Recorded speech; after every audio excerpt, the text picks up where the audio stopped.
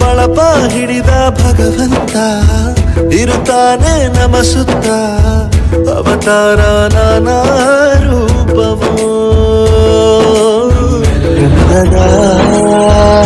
ಜೀವನ ನೀಡಿರೋ